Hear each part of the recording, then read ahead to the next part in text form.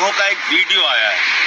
मैं उसके संबंध में ये कहना चाहता हूं कि हम लोग अरविंद केजरीवाल के सच्चे सिपाही हैं और अरविंद केजरीवाल से एक ही बात सीखी है, निडरता, हिम्मत, साहस के साथ लड़ना और संघर्ष करना।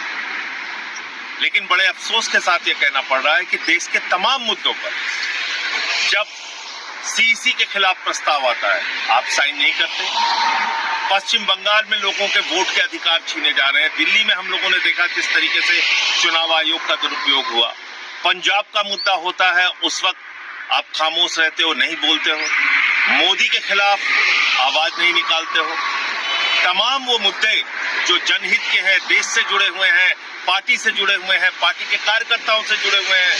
गुजरात में पार्टी के कार्यकर्ताओं को पीटा जाता है, मारा जाता है, उस पर नहीं बोलते।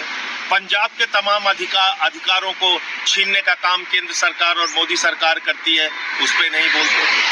तो ये बहुत सारे मुद्दों पर वॉकआउट करने का मामला आता है, उस समय वॉकआउट नहीं करते। तो ये तमाम चीजें हैं जिसका जवाब देश आपसे चाहता है, लोग आपसे चाहते हैं। मुझे जब जब पार्लियामेंट में बोलने का मौका मिलता है, मैं जनता के मुद्दे उठाता हूं और शायद ऐसे टॉपिक्स उठाता हूं जिसे आमतौर पर संसद में नहीं उठाया जाता।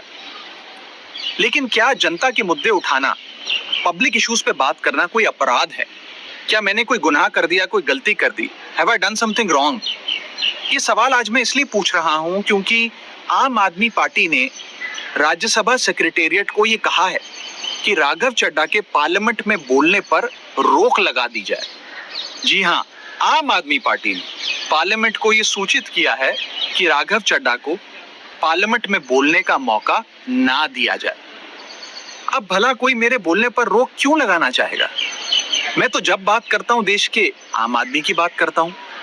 एयरपोर्ट पर मिल रहे महंगे खाने की बात रखी, जोमैटो ब्लिंकिट के डिलीवरी राइडर्स की प्रॉब्लम रखी, खाने में मिलावट का मुद्दा उठाया, टोल प्लाजा लूट से लेकर बैंक चार्जेस लूट की बात करी, यहाँ तक कि मिडिल क्लास पे टैक्स के बोझ से लेकर कंटेंट क्रिएटर्स पर स्ट्राइक क्यों करी जाती है, टेलीकॉम कंपनियां कैसे 12 महीने में 13 बार हमसे रिचार्ज कराती हैं, डेटा रोल ओवर नहीं देती हैं, रिचार्ज खत्म होने के बाद इनकमिंग रोक देती है। तमाम इश्यूज मैंने सदन में उठाए और ये मुद्दे उठाने के बाद देश के आम आदमी का तो फायदा हुआ, लेकिन इससे आम आदमी पार्टी का क्या नुकसान हुआ?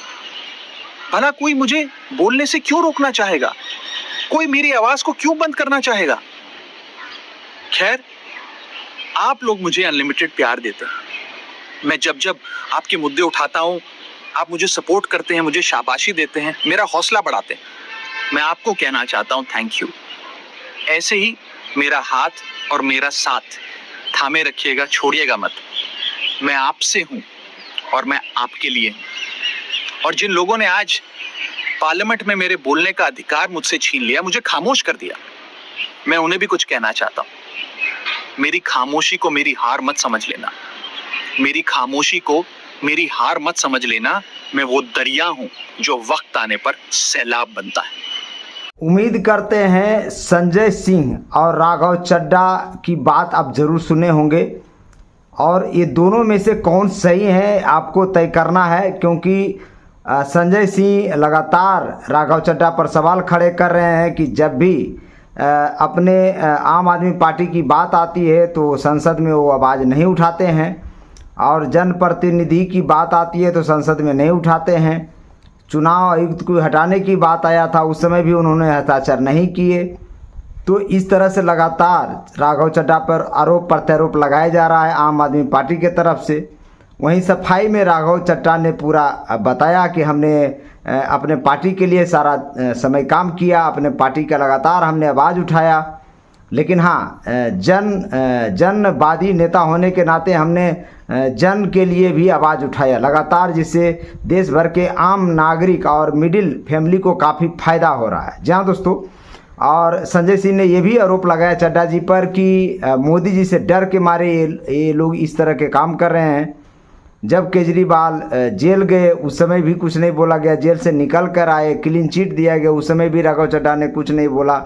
जब विपक्ष के साथ जब हंगामा होता है, वॉकआउट किया जाता है, उस समय ये बाहर नहीं निकलते हैं। तो ये आरोप प्रत्यारोप लगातार इनके ऊपर लग रहा है। राघव चड्ढा ने साफ साफ बोल दिया कि वक्त आने पर हम दरिया बनकर उभरेंगे और हम जितना भी घायल हैं, घातक हैं, इस तरह की बातें राघव चड्ढा ने भी कह डाली है। जहाँ दोस्तों अब दोनों तरफ से लगातार आरोप प्रत्यारोप लग रहे हैं और आपको बताना है कि कौन सही है और कौन गलत है, ये आपके साथ हम छोड़ के जाते हैं।